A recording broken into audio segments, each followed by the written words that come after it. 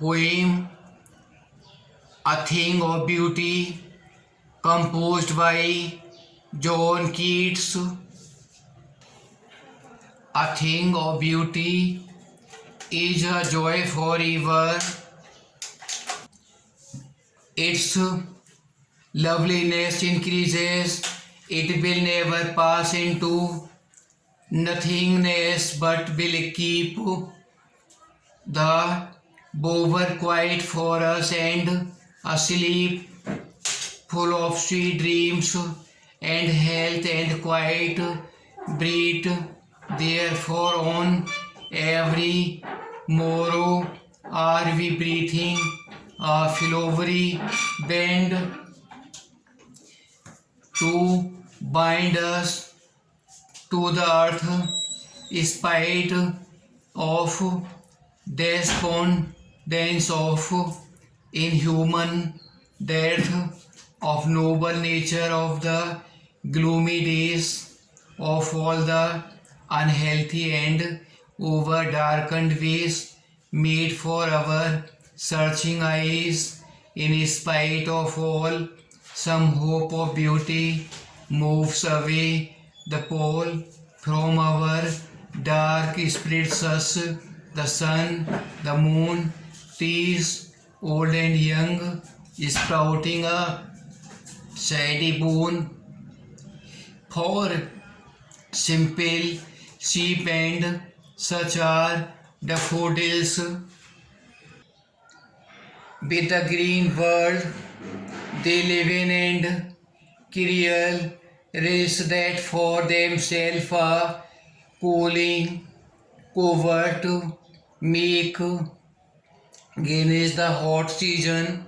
The mid forest break rich with a sprinkling of fair musk rose bloom, and such too is grandeur of the domes we have imagined for the mighty dead, or lovely tales that we have heard to read, an endless fountain of immortal drink pouring on to us from the heavens blink.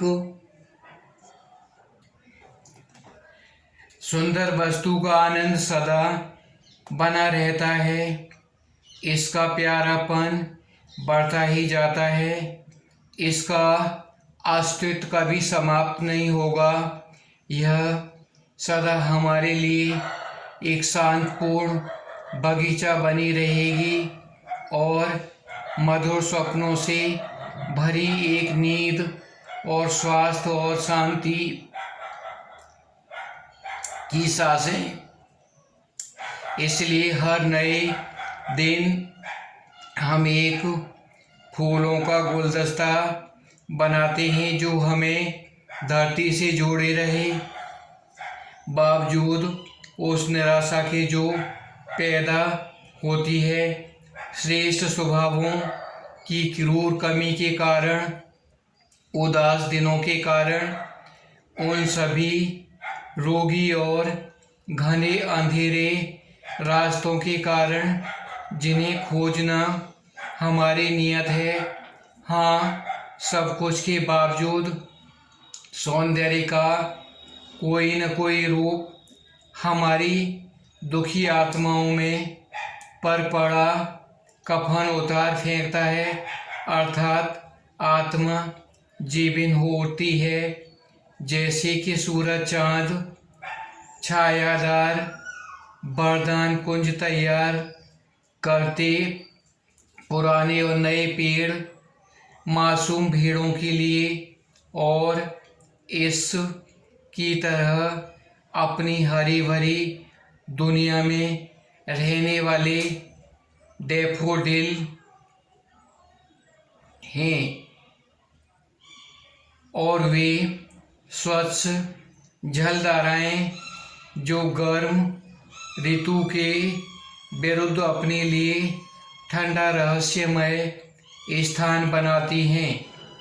जंगल की झाड़ियों के बीच बहुत से कूंजा पुष्पों के साथ बहती हुई, और ऐसी ही शान है उन मृत्यु स्थानों की जिनकी कल्पना हमने शक्तिशाली मृतकों के लिए की है। वे सारी प्यारी कहानियाँ जो हमने सुनी या पढ़ी हैं, एक अनंत झरना उस अमृत का जो स्वर्ग के किनारे से गिरता हम तक आता है।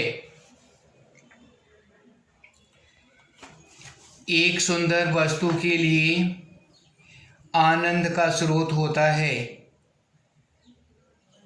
इसकी सुंदरता बढ़ती जाती है। यह कभी फीकी नहीं पड़ती। यह कभी नगण्यता में परिवर्तित नहीं होती। यह हमें एक शांत आश्रय स्थल देती है। यह हमें शांति तथा मधुर सपनों से भरी नींद प्रदान करती है। हम पृथ्वी की सुंदरता से जुड़े हुए हैं। हम द्वेष एवं निराशा से पीड़ित रहते हैं। हमारे भीतर अच्छे मानवीय गुणों एवं श्रेष्ठ स्वभाव की कमी है। हमारे कुछ उदासी भरे दिन भी आते हैं। ये सभी चीज़ें जीवन को उदास बना देती हैं। हम अस्वस्थ तथा बुरे तरीके भी विकसित कर लेते हैं जो हमारे कष्टों एवं दुखों को उत्पन्न करते हैं।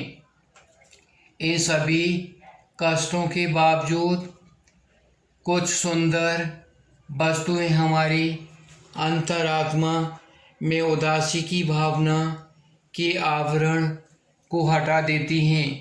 प्रकृति की सभी सुंदर वस्तुएं मानवता के लिए एक वरदान है। सूर्य, चंद्रमा, पुराने तथा नए वृक्ष सभी प्रसन्नता के स्रोत हैं। ये सरल भीड़ों के लिए छायाधार आश्रय स्थल प्रदान करती हैं जो उनके लिए एक वरदान है। डैफोडिल के फूल हरियाली के बीच खिलते हैं। स्वच्छ पानी की सरिताएं स्वयं को गर्मी की ऋतु से बचाने के लिए झाड़ियों को ठंडा आश्रय बना लेती हैं। जंगल के मध्य में झाड़ियाँ उगी हुई हैं। वे सुंदर खिले हुए कुंजों के फूलों से अधिक सुंदर एवं भव्य बनी हुई हैं। इनकी भव्यता तथा सुंदरता उस तबाही के वैभव से कहीं अधिक हैं जिसकी कल्पना हमने अपने शक्तिशाली पूर्वजों के लिए की है। प्रकृति की ये सुंदरता उन सभी सुंदर कहानियों में से जो हमने सुनी या पढ़ी हैं कहीं अधिक सुंदर है। प्रकृति एक अनंत रूप से बहता हुआ फुब्बारा है। यह स्वर्ग के किनारे से हमारे हृदय में अमरता का पेय उड़ेल रहा है।